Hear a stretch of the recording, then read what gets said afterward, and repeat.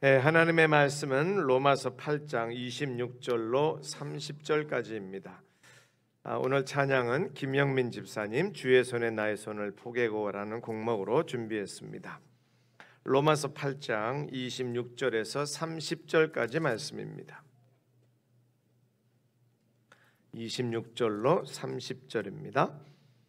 이와 같이 성령도 우리의 연약함을 도우시나니 우리는 마땅히 기도할 바를 알지 못하나 오직 성령이 말할 수 없는 탄식으로 우리를 위하여 친히 간구하시느니라.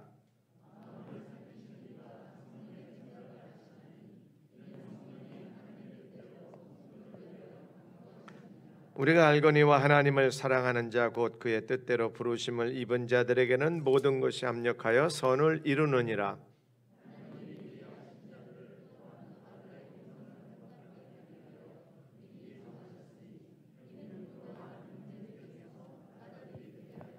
같이 봅니다. 또 미리 정하신 그들을 또한 부르시고 부르신 그들을 또한 의롭다 하시고 의롭다 하신 그들을 또한 영화롭게 하셨느니라. 아멘. 오늘 설교의 제목은 절망을 뒤집는 하나님의 새끼손가락입니다. 성도 여러분, 최근에 이렇게 손가락 걸면서 약속해 보신 적 있습니까? 있다고 반응해 주시네요. 어른들은 잘 안 하는데 아이들은 이렇게 손가락 걸고 약속 많이 하죠. 예전에 어렸을 때 이렇게 손가락 걸고 더 확실히 하려고 도장도 찍고 코팅도 하고 약속을 확실히 하기 위해서 손을 겁니다. 오늘 읽은 말씀 중에 로마서 8장 28절 우리가 알거니와 하나님을 사랑하는 자 곧 그의 뜻대로 부르심을 입은 자에게는 모든 것이 합력하여 선을 이루느니라. 이것이 하나님께서 우리에게 손가락을 거시고 절망을 이길 수 있도록 준 약속의 말씀이다, 그런 뜻입니다. 영국의 신학자 존 스토트도 그래서 이 말씀을 이렇게 말했습니다. 지친 머리를 쉴 수 있게 하는 베개이다. 이 말씀을 정말 믿고 의지한다면 참 그 평안과 소망을 가질 것이다, 그런 의미로 말을 했습니다. 오늘 설교의 질문은 이것입니다. 우리가 로마서 8장 28절을 잘 아는데 모든 것이 합력하여 선을 이룬다. 정말 이 뜻이 뭘까? 우리가 흔히 잘 쓰고 또 우리가 믿고 그러는데 모든 것이 합력하여 선을 이룬다. 이 말씀의 뜻이 고생 끝에 낙이 온다. 우리가 흔히 이야기하는 낙관론, 고생 끝에 낙이 온다. 그리고 나중에는 다 일이 잘 될 것이다. 이런 의미일까? 성도들의 삶에는 좋은 일만 일어날 것이다. 이런 뜻일까? 물론 하나님이 함께 하시면 좋은 일이 일어나죠. 그러나 대부분 우리가 이렇게 생각할 때 좀 우리 쪽의 기대를 많이 반영하는 것 같아요. 그런데 어떤 건강, 어떤 명예 이런 쪽으로 이 말씀을 믿고 그렇게 성취되기를 기다린다면 나중에 왜 이 말씀이 안 이루어지지 하고 이루어지지 않는 약속으로 생각하기 쉽습니다. 왜냐하면 우리 주변의 삶을 보면 늘 우리 성도들의 삶 가운데도 어려움도 있고 또 고난도 있고 또 한숨 쉬고 탄식할 그런 일들이 많이 있기 때문입니다. 코로나를 통과하면서 사업하시는 분들, 또 특별히 자영업자 하는 분들 참 이렇게 어려운 시간을 계속해서 통과하고 계시잖아요. 또 이렇게 원치 않는, 기대치 않은 사고 때문에 힘들어하시는 분들도 계시고, 특별히 중한 병에 걸리셔서 투병하시는 분들도 계시고, 더 안타깝게는 사랑하는 이들을 먼저 이렇게 떠나보내야만 하는, 이별해야 하는 그런 아픔을 경험하는 분들도 계십니다. 그런 분들에게 모든 것이 합력하여 선을 이룬다라는 이 말씀의 뜻이 어떤 뜻일까? 조금만 기다리면 모든 게 잘 될 거야, 이 정도의 뜻일까? 오늘 그래서 이 모든 것이 합력하여 선을 이룬다라는 말씀의 뜻이 어떤 뜻인지 좀 확인을 해보려고 합니다. 우리가 성경을 읽을 때, 연구할 때 가장 기본적으로 중요한 원리가 있습니다. 그게 뭐냐면 첫째는 문맥을 잘 살피라는 것입니다. 그리고 두 번째 원리가 있습니다. 그 두 번째 원리는 뭐냐면 문맥을 잘 살피라는 것입니다. 세 번째 원리가 있습니다. 세 번째 원리가 뭘까요? 문맥을 잘 살펴보라는 것입니다. 그래서 그 요절만 살펴보지 말고 그 앞뒤 어떤 문맥 속에 일이 들어있는지를 살펴봐야 합니다. 비가 온다라고 했을 때, 비가 올 때 비가 온다라는 해석을 장마가 오랫동안 있고 홍수난 가운데 비가 온다라고 얘기하는 것과 오랜 가뭄을 거치다가 비가 온다라는 것과 그리고 내일 소풍을 가야 하는 아이가 아침에 문을 열었는데 창문을 열었는데 비가 온다라고 하는 뜻은 다르잖아요. 성경을 읽을 때 꼭 그 좋아하는 요절만 읽지 마시고 앞뒤를 늘 함께 살피면서 읽도록 그렇게 우리가 하면 좋을 것 같습니다. 로마서 8장의 주제는 성도의 삶 가운데 역사하는 성령의 사역, 성령의 역할입니다. 성도의 그리스도인의 삶 가운데 일하시는 성령의 사역, 또 성령님의 역할. 국제제자훈련원에서 나온 그 제자훈련 교재의 사역반 1번 교재가 바로 이 로마서 8장을 6주간 훈련을 하는데, 로마서 8장의 그 교재의 제목이 뭐냐면 성령 새 생활의 열쇠입니다. 로마서 7장까지는 성령이 5번밖에 언급이 되지 않아요. 그런데 8장에 들어서면 무려 성령이 21번이 언급이 됩니다. 그만큼 성령님의 역사, 성령님의 역할이 많이 강조되는 것이 이 로마서 8장입니다. 그리고 로마서 이제 8장 18절부터 25절까지에는 성령께서 어떻게 그리스도인들의 어려움 가운데 일하시는지를 보여주는데, 바로 이 부분이 오늘 로마서 8장 28절을 여는 전주곡과 같은 역할을 합니다. 자, 18절을 한번 보겠습니다. 로마서 8장 18절 말씀 우리 같이 함께 읽습니다. 시작. 생각하건대 현재의 고난은 장차 우리에게 나타날 영광과 비교할 수 없도다. 네. 예전 개정되기 전에 개혁성경은 좋게 비교할 수 없도다 해서 더 맛깔스럽게 번역이 됐었던 것 같은데요. 자, 우리에게 고난이 있습니다. 현재의 고난이 있습니다. 죄로 인하여서, 악으로 인하여서 이 땅 가운데 고난이 있는데, 이 고난이 우리만 경험하는, 인간만이 아닙니다.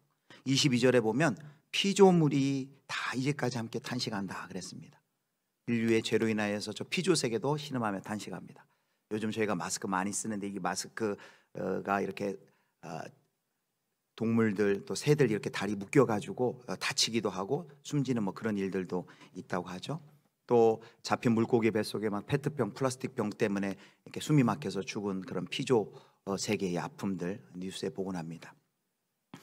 이 고통은 우리 성도들의 삶 가운데도 여전합니다. 예수님을 믿고 구원받았지만, 그래서 23절에 보면 성령의 처음 익은 열매를 받은 우리 신자들조차 이 삶의 고난으로부터 탄식을 하지 않을 수가 없습니다. 성도 여러분, 요즘에 어떤 탄식을 좀 하십니까? 삶 가운데 어떤 어려움이 있습니까? 사실 뭐 뉴스만 틀면 이 세계의 고난과 탄식의 소리가 우리의 귀에 지금 가득히 울리고 있지 않습니까? 개인적으로도 마찬가지입니다.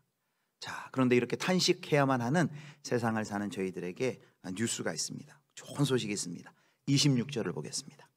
26절 함께 읽겠습니다. 시작. 이와 같이 성령도 우리의 연약함을 도우시나니 우리는 마땅히 기도할 바를 알지 못하나 오직 성령이 말할 수 없는 탄식으로 우리를 위하여 친히 간구하시느니라.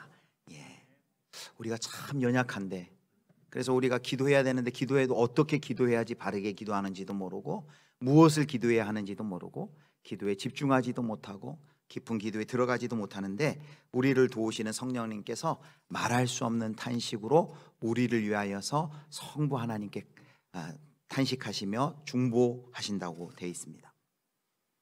그래서 우리 26절의 말씀은 우리 연약한 우리 성도들에게, 우리에게 큰 위로가 됩니다. 성령께서 우리의 삶을 중보하고 계시는구나. 그리고 그렇게 성령께서 우리를 위해 중보하시는 결과 27절에는 어떤 일이 일어납니까? 27절 보겠습니다. 마음을 살피시는 이가 성령의 생각을 아시나니 이는 성령이 하나님의 뜻대로 성도를 위하여 간구하심이니라. 성령님께서는 하나님의 마음을 알아서, 하나님의 뜻을 알아서 우리를 대신하여 중보기도 해주시는데, 그 성령의 중보기도를 하나님께서 마음을 살피시는 이가 들으십니다. 성부 하나님께서 그 기도를 들으신다는 거예요. 그래서 이 로마서 8장 28절이라는 커튼을 살짝 열어보면 거기에는 놀랍게도 성부 하나님, 성자 예수님, 성령 하나님의 삼위 하나님의 동역하시는 모습이 여기에 함께 그려져 있습니다. 우리가 방금 살펴본 것처럼 성령께서는 우리를 위해 말할 수 없는 탄식으로 성부 하나님께 간구하신다 그랬죠. 우리의 연약함을 위해서. 성자 예수님은 어떤 분이십니까? 십자가 위에서 피 흘리시고 우리를 위하여 구속하시고 그리고 뒤에 34절에 보면은 성령 하나님도 중보하시지만 또 성자 예수님도 하나님 보좌 우편에서 우리를 위하여 간구하신다라고 되어 있습니다. 성자 예수님의 사역입니다. 그리고 성부 하나님은 바로 이렇게 중보하시는 성령님과 십자가의 구속의 역사로 우리를 구하시는 그 예수 그리스도를 보시고 우리를 위해 로마서 8장 28절에 그 역사를 주도하여 하십니다. 그래서 로마서 8장 28절은 그냥 단순히 낙관론 잘 되겠지 그 정도가 아니라 성부 하나님, 성자 예수님, 성령 하나님께서 삼위 하나님께서 동역하시고 의논하셔서 일하시는 그 결과가 뭐냐면 바로 로마서 8장 28절이라는 말씀입니다. 자, 8장 28절을 이제 들어가겠습니다. 8장 28절 말씀 우리 함께 읽겠습니다. 시작. 우리가 알거니와 부르심을 입은 자들에게는 모든 것이 합력하여 선을 이루느니라. 아멘. 우리가 알거니와 그랬습니다. 무엇을 안다는 말씀일까요? 우리가 알거니와 라는 것은 앞에 언급된 그 모든 것의 결론으로 이런 뜻입니다. 그런 앞에 언급된 것의 확실한 결론으로 라는 사도 바울의 특유의 표현 방식입니다. 앞에 알아본 것 같이 성령 하나님, 성자 예수님, 성령 하나님, 성부 하나님, 삼위 하나님께서 이렇게 우리를 위하여 역사하시고 일하신 결과 이제 우리가 알거니와 그 다음에 보니까 하나님을 사랑하는 자 그랬습니다. 여러분 하나님을 사랑하는 자가 누굽니까? 바로 우리죠. 예수 그리스도를 주로 고백하는 성도가 하나님을 사랑하는 자입니다. 그리스도를 주로 고백하고 예수 그리스도의 보배로운 피로 씻김 받고 의롭다함을 받은 우리를 하나님을 사랑하는 자라고 합니다. 그 하나님을 사랑하는 자를 위한 약속이 바로 로마서 8장 28절 말씀이에요. 그러니까 이 말씀은 그냥 모두를 위한 것이라기보다는 우리 성도들을 위한 하나님의 약속입니다. 그런데 그 하나님을 사랑하는 자는 이퀄 누구냐? 그 뒤에 나와 있죠. 그 뜻대로 부르심을 입은 자다라고 말합니다. 그러니까 하나님께서 우리를 구원하실 때는 하나님의 구원의 목적이 있다는 거예요. 여기 뜻대로라는 그 뜻이 뭐냐면 목적대로입니다. 우리를 하나님의 그 목적을 가지고 우리를 부르셨다라는 것이죠. 하나님의 부르신 목적이 뭘까요? 그것이 바로 합력하여 선을 이루는 것입니다. 여기 모든 것이라 되어 있는데 18절 모든 것이라는 건 18절에 있는 현재의 고난에 있는 그런 상황이라고도 볼 수 있고요. 그 뒤에 8장 35절에 보면 사도 바울이 언급하는 환난, 고난, 박해, 기근, 적신, 위험, 칼 이 모든 것을 포함하는 것이라고 할 수 있습니다. 우리가 현재 현 시대에 우리의 삶 가운데 당하는 그런 모든 것, 기쁨, 슬픔, 또 고난, 탄식, 실패, 연약함 그 모든 것을 다 합한 것입니다. 근데 그렇게 합해서 어떻게 해요? 선을 이루겠다요. 자, 그러면 이제 선을 이룬다는 것만 풀면 되겠죠. 선을 이룬다는 것이 무엇일까? 그 전에 우리 한글 개역 성경을 보면은 이렇게 되어 있습니다. 모든 것이 합력하여 선을 이룬다. 그래서 국어 시간에 우리가 주어 동사 찾지 않습니까? 모든 것이 합력하여 선을 이룬다. 그러면 주어가 뭐가 될까요? 모든 것이가 되겠죠. 그러니까 모든 것이 합력하여 선을 이룬다. 그냥 언뜻 보면 그럼 저절로 합력하여 선을 이루어진단 말인가? 이렇게 생각할 수 있습니다. 그러나 모든 것이 저절로 합력하여 선을 이루는 게 아니죠. 그래서 개역 개정 성경 보면 모든 것이 그 옆에 이렇게 일하고 각주에 이렇게 기록이 되어 있습니다. 하나님이 모든 것을 합하여 선을 이루시느니라. 그러니까 주어가 하나님이고 모든 것을로 해석해서 하나님이 모든 것을 합해서 주도하시고 선을 이루신다라고 이렇게 말합니다. 그래서 요약하면 이거죠. 하나님이 우리 그리스도인들 자신들의 백성을 부르셔서 모든 것을 합해서 선을 이루십니다. 하나님이 선을 이루시기 위해서 모든 것을 통해서 모든 것에서 선을 이루시기 위해서 지금도 일하고 계신다 이런 뜻입니다. 자, 이제 선을 이루는 것인데 이제 거의 다 왔습니다. 선을 이루는 것. 아까 문맥에서 살펴봐야 된다는데 문맥에서 살펴봐야 한다고 말씀드렸는데 이 8장 28절을 해석하기 위해서는 그 뒤에 바로 근접한 29절과 30절을 읽어야만 28절이 해석됩니다. 우리가 그냥 8장 28절만 읽고 암송하고 좋다 하고 끝나고 내 기대를 거기에 투영하면은 이렇게 좀 오해할 수가 있습니다. 왜곡될 수 있습니다. 자, 8장 29절을 보겠습니다. 8장 29절 같이 읽습니다. 시작. 하나님이 미리 아신 자들을 또한 그 아들의 형상을 본받게 하기 위하여 미리 정하셨으니 이는 그로 많은 형제 중에서 맏아들이 되게 하심이니라. 30절도 보여주시죠. 시작.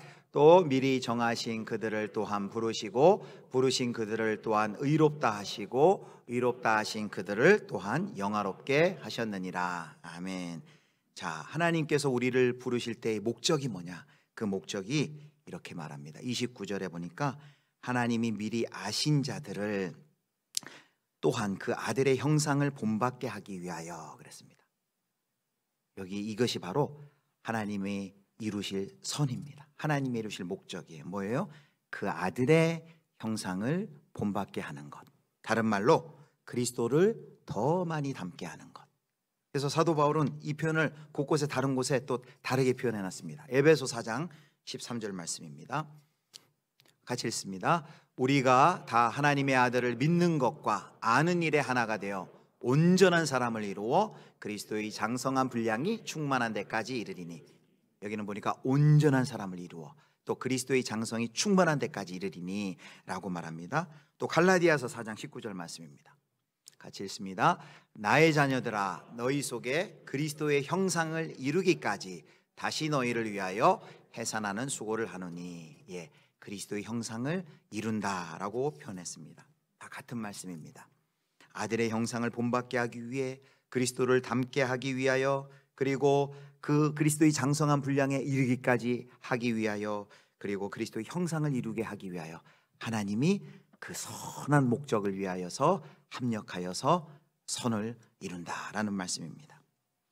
그런데 29절 요 하나님의 아들의 형상을 이루는 것 거기에 더해서 29절과 30절을 통해서 이 아들의 형상을 이루는 것이 어떠한 과정을 통해 이루어지는지가 30절까지가 설명이 되어 있어요. 먼저 29절 시작하면서 이렇게 되어 있죠. 미리 아신 자들을 신학 용어로 예지라고 합니다. 근데 30절에는 보니까 미리 30절 한번 보여주시겠습니까? 미리 정하신이라고 했습니다. 이거를 신학에서는 예정이라고 합니다. 또 미리 부르시고 그랬습니다. 이거를 소명이라고 합니다. 그리고 그들을 의롭다 하시고 이건 잘 아시죠? 칭의라고 합니다. 그리고 그 다음에 이제 하나가 더 있는데 8장에서는 빠져 있어요. 성화가 있습니다. 부르신 자들을 거룩하게 하시고 그리고 마지막 그 완성이 뭐냐면 의롭다 하신 그들을 또한 영화롭게 하셨느니라. 영화라 그럽니다. 신대원의 시험에 가면 조직신학 때 이걸 막 달달 외웁니다. 그리고 시험을 봐 예지, 예정, 소명, 또 성화, 칭의, 성화 그리고 교단마다 그 교리가 이렇게 앞뒤가 좀 바꾸기도 합니다. 그러나 이거는 인간의 논리로 이렇게 설명한 것이지 그게 뭐 순서가 바뀐다고 문제가 되지 않습니다. 하나님이 구원을 어떻게 일으키시는지 역사하시는지를 이렇게 우리 인간의 논리로 표현을 해본 것이죠. 하여튼 구원의 그 전 과정을 로마서 8장 29절 30절까지 말합니다. 창세전에 우리를 그리스도 안에서 택하시고 마지막 구원의 완성의 자리까지 하나님께서 인도해 가시면서 뭘 하신다고요? 우리를 아들의 형상을 이루기까지 그리스도를 닮아가는 하나님의 자녀로 그 하나님의 높은 목적을 가지고 우리의 모든 삶을 하나님께서 사용하신다는 거예요. 그래서 로마서 8장 29절 이 30절을 마틴 로이드 존스 목사님이 이렇게 표현했습니다. 이 말씀은 그리스도 안에서 택하시고 부르신 자들을 향한 하나님의 목적이 결코 중단되지 않고 완성점에 이어질 것을 보여주는 거룩한 은혜의 사슬이다. 결코 끊어질 수 없는 은혜의 사슬이다. 무슨 일이 있어도 절대로 의심할 수 없는 한 사람도 잃어버리지 않는 하나님의 구원의 역사, 은혜의 사슬이다라고 말합니다. 정리를 하겠습니다. 합력하여 선을 이룬다라고 했을 때 이 선이 무엇일까라고 했을 때 단순한 어떤 낙관론, 단순히 일이 잘 될 거야 정도가 아니라 성부와 성자와 성령 삼위 하나님께서 동역하셔서 우리의 삶 가운데 어떤 역사를 하세요? 창세전에 우리를 아시고 부르셔서 그리고 우리를 성화하고 그리고 영화 칭의와 성화 영화 이 구원의 전 과정을 거쳐서 우리를 예수 그리스도를 닮아가는 하나님의 거룩하고 흠이 없는 하나님의 자녀로 날마다 다듬어 가시고 깎아 가시고 빚어 가신다. 이것이 바로 하나님이 하시는 합력하여 선을 이루는 것이다 라고 사도 바울이 말씀하고 있는 것입니다. 사랑하는 성도 여러분, 그러므로 이 하나님의 열심, 이 하나님의 일하심을 우리가 꼭 기억하고 그것을 믿어야만 합니다. 왜냐하면 하나님이 내 삶 가운데 어떤 좋은 일, 잘 되는 일들 속에서만 일하는 것이 아니라 하나님이 모든 것을 통해 일하신대요. 우리가 안타까워하는 일들, 우리가 실패하여 넘어진 일들, 그 일들 가운데서도 지금 일하셔가지고 그 일들을 통해서 하나님의 형상을 만들어 가시는데, 그 실패하는 일, 좌절하는 일, 한숨 쉬는 일이 하나님의 형상을 만들어 가는데 방해도 될 수 없고 장애물도 될 수 없지, 장애물도 될 수 없도록 하나님이 그렇게 일하신다는 거예요. 그래서 우리의 인생 가운데 그 고통과 탄식은 뭐예요? 곧 영광으로 가는 과정이다라는 것입니다. 한숨 쉬는 우리의 그 날이 지금 하나님께서 그걸 붙들고 영광으로 지금 우리를 데려가고 가신 그 과정이다라고 말씀하고 계신 것입니다. 사랑하는 우리 예수비전교회 성도 여러분, 우리가 이렇게 영화로운 성도의 영광과 명예로운 그런 존재로 부르심을 받았습니다.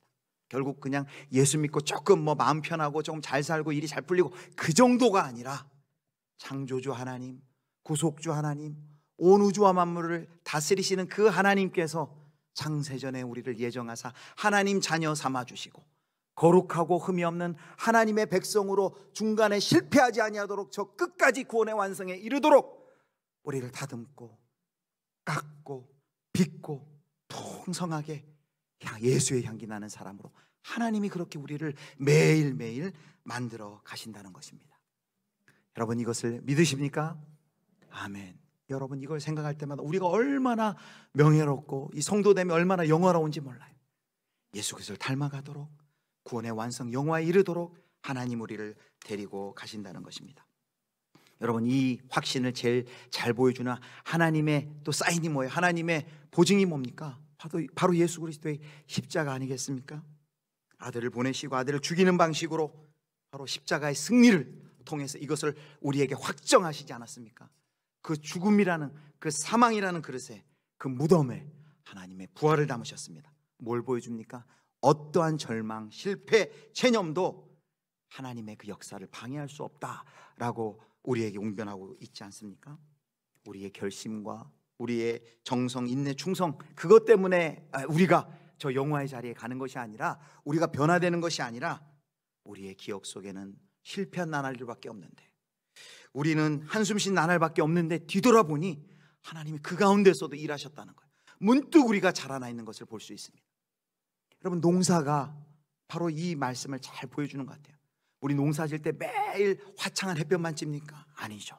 어떤 때는 비가 많이 오기도 하고 어떤 때는 막 폭풍우가 비기도 하고, 그러나 해가 떠서 알이 차기도 하지만 그런 비바람, 바람, 비, 눈 이런 것을 다 통과하여서 여름에는 곡식이 자라지만 겨울에 이 곡식이 열매가 단단해져서 이 모든 과정을 통해서 아주 틈실한 열매가 맺혀지는 것 볼 수 있지 않습니까? 예수 그리스도를 닮은 하나님의 자녀, 하나님 예수님을 생각나는 사람은 어떤 사람일까요? 로마서 12장 말씀 보면 예수님을 닮은 사람, 예수 그리스도를 생각나게 하는 사람, 이런 사람이다라고 알 수 있을 것 같아요. 로마서 12장을 제가 좀 길지만 부탁을 했습니다. 제가 읽어드리겠습니다. 예수 그리스도를 닮고 하나님이 다듬어 이런 사람으로 우리를 만들어가고 계시는구나 하고 생각하고 읽으시면 되겠습니다. 제가 읽겠습니다. 너희를 박해하는 자를 축복하라. 축복하고 저주하지 말라. 즐거워하는 자들과 함께 즐거워하고 우는 자들과 함께 울라. 서로 마음을 같이 하며 높은 데 마음을 두지 말고 도리어 낮은 데 처하며 스스로 지혜 있는 채 하지 말라. 아무에게도 악을 악으로 갚지 말고 모든 사람 앞에서 선한 일을 도모하라. 할 수 있거든 너희로서는 모든 사람과 더불어 화목하라. 내 사랑하는 자들아, 너희가 친히 원수를 갚지 말고 하나님의 진노하심에 맡기라. 기록되었으되 원수 갚는 것이 내게 있으니 내가 갚으리라고 주께서 말씀하시니라. 내 원수가 줄이거든 먹이라. 목마르거든 마시게 하라. 그리함으로 내가 숯불을 그 머리에 쌓아놓으리라. 아멘. 이 부분을 유진 피터슨 목사님이 의역한 메시지 성경을 보면 이렇게 되어 있습니다. 제가 일부만 읽겠습니다. 할 수 있다면 모든 사람과 더불어 사이좋게 지내십시오. 받은 대로 갚아주겠다고 고집하지 마십시오. 그것은 여러분이 할 일이 아닙니다. 내가 심판할 것이다, 내가 알아서 할 것이다 라고 하나님께서 말씀하십니다. 우리의 성경은 원수가 굶주리고 있는 것을 보면 가서 점심을 사주고 그가 목말라 하면 음료수를 대접하라고 말하고 있습니다. 여러분이 그런 관대함을 베풀면 원수는 소스라치게 놀랄 것입니다. 악이 여러분을 이기도록 놔두지 마십시오. 오히려 선을 행함으로 악을 이겨내십시오. 사랑하는 성도 여러분, 이렇게 사는 삶을 원수가 보면 어떡한데요? 소스라치게 놀랄 것입니다. 아니 이게 뭐야? 어떻게 사람이 저렇게 살 수 있어? 어떻게 저렇게 희생하며 살 수 있어? 아니 어떻게 자기를 생각하지 않고 저렇게 남을 도울 수가 있어? 바로 예수 그리스도를 닮은 사람은 예수님을 생각나는 향기나게 하는 사람의 모습이 이와 같다는 것이죠. 마치 폭력이 폭력을 낳는 이런 세계 속에서, 증오와 보복과 원망과 비열함이 가득한 세상 속에서 한 줄기 빛이 비치는 것 마냥 그 속에선 그리스도 예수를 닮은 한 사람이 바로 이런 삶의 모습을 보여주어서 세상을 놀라게 한다는 말입니다. 그게 하나님의 우리를 향하신 목적이에요. 우리를 그렇게 만드시겠다는, 우리의 삶의 모든 것을 사용하셔서 말입니다. 모든 것을 합력하여 선을 이룬다. 우리의 삶 가운데 그러한 일을 이루어 가시는데, 최근에 저는 모든 것을 합력하여 선을 이루어가는 한 분의 간증을 듣게 되었습니다. 배우 이광기 씨가 올 초에 쓴 책 제목인데요, 내가 흘린 눈물은 꽃이 되었다. 내가 흘린 눈물은 꽃이 되었다라는 책을 발간했습니다. 이 배우 이광기 씨의 아들의 이름이 석규인데 2009년에 신종플루로 먼저 부모 곁을 떠났습니다. 아마 그때 기억하시는 분이 계실지 모릅니다. 저도 그 뉴스로 봤던 기억이 있습니다. 근데 12년이 지나서 조심스럽게 12년 만에 아들에게 쓰는 편지라는 제목으로 책을 냈어요. 여러분, 아들을 잃은 슬픔, 이 세상에 그 어떤 슬픔에 비할 수 있을까요? 그래서 아들을 잃은 자녀를 먼저 앞세운 것을 참척이라 하죠. 참혹한 슬픔이란 뜻입니다. 아들을 잃은 그 슬픔, 그래서 그 당시 그 자식을 떠나보낸 그 마음을 이광기 배우가 이렇게 이야기합니다. 생때 같은 내 새끼가, 그것도 내가 보는 앞에서 숨을 거뒀다. 한없이 울었다. 누가 보든 말든 병원 바닥에 주저앉아 내내 아들의 이름을 목청껏 불렀다. 사고를 당한 것도 아니고 전날까지 너무 멀쩡하던 아이였는데 미처 손꼽을 틈도 없이 내 새끼를 허무하게 보내다니 아내와 함께 나는 미친놈처럼 울었다. 이렇게 말합니다. 그 슬픔을 어찌 이겨낼 수가 있겠습니까?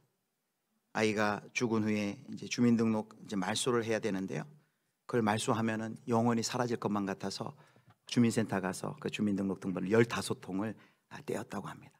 사망 신고가 되지 않아서 학교에서 취약통지서가 날라왔대요.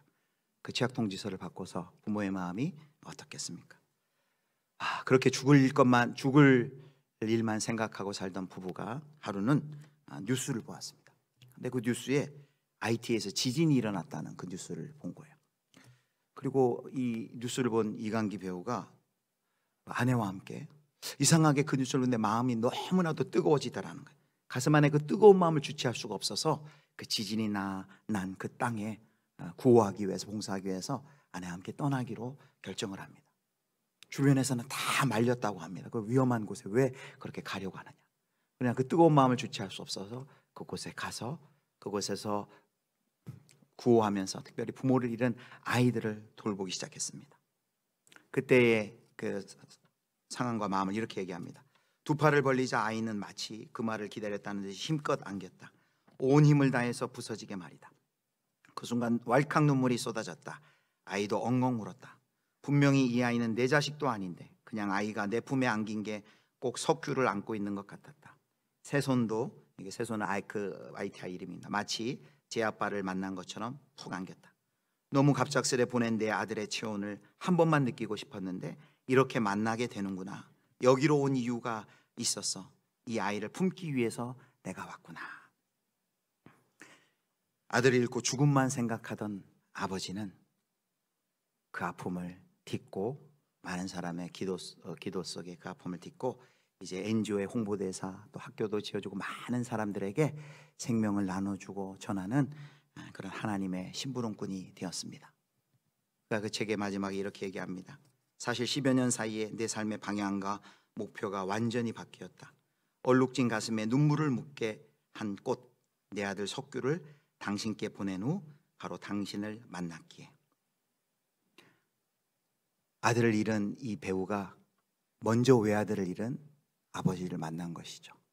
아들을 주신 하나님 아버지를 만나고 이렇게 변화되었습니다. 그렇게 이렇게 말합니다. 나는 절대 후회하지 않으며 절대 뒤돌아가지 않을 것이다. 나는 나의 길을 갈 것이다. 아들 석규가 나에게 주고 간 선물이다. 이렇게 얘기합니다. 사랑하는 성도 여러분, 이 이완기 배우의 책 제목처럼 내가 흘린 눈물은 꽃이 되었다. 우리의 삶 가운데는 여러 고난도 있고 눈물도 있고 한숨이 있지만 결국 하나님께서 합력하여 선을 이루시고 우리의 눈물을 꽃이 되게 하시겠다라고 하나님께서 약속하십니다. 우리의 새끼손가락을 거시고 너가 어떠한 상황에 있든지 내가 너를 깎고 다듬고 함께하고 인도하여서 구원의 완성에까지 내가 너를 데리고 갈 거야. 내가 너와 함께하고 있어 라고 말합니다. 하나님의 우리를 향한 이 기대가 성경 곳곳에 있어요. 이 백성은 내가 나를 위하여 지었나니 나를 찬송하게 하려 함이라. 이는 그가 사랑하시는 자 안에서 우리에게 거저 주시는 바 그의 은혜의 영광을 찬송하게 하려는 것이라. 여러분, 성도가 누구입니까? 내 이름으로 일컫는 내 백성이라 그랬습니다. 성도의 명예입니다. 하나님이 그 아들 예수 그리스도를 닮은 향기 나는 사람으로, 사랑하는 사람으로, 인내하는 사람으로, 온유한 사람으로, 겸손한 사람으로 우리를 그렇게 빚어가겠대요. 그래서 우리 수요일마다 이제 내가 만든 시인 시리즈가 이번 주에 끝나는데, 끝나고 6월 30일부터는 하나님께서 우리의 삶 가운데 어떻게 성령의 열매를 맺혀가는지, 아들 예수 그리스도를 닮아가는지 성령의 열매 시리즈를 다시 한번 6월 30일부터 시작하려고 합니다. 사랑하는 성도 여러분, 말씀을 맺겠습니다. 모든 것이 합력하여 선을 이룬다는 이 말씀은 단순히 그냥 낙관론, 그냥 일이 잘 될 거야, 고난을 참으면 잘 풀릴 거야, 그 정도가 아닙니다. 성부, 성자, 성령 하나님, 삼위 하나님께서 서로 대화하시고 함께 동역하셔서 우리에게 창세전에 계획하시고 그리고 마침내 구원의 완성을 이루실 그 하나님의 놀라운 약속입니다. 그래서 절망을 우리가 이길 수 있는 하나님의 새끼손가락이라고 할 수 있습니다. 우리 성도 여러분 삶의 여러 상황 가운데 또 고난과 어려움과 한숨 쉴 일이 많이 있으시겠지만 이 고난을, 절망을 이기는 하나님의 새끼손가락과 같은 로마서 8장 28절의 말씀을 기억하시면서 하나님, 주님 의지하면서 믿음의 길, 예수 그리스도의 향기 나는 사람으로 살아가실 수 있기를 주님의 이름으로 축복합니다.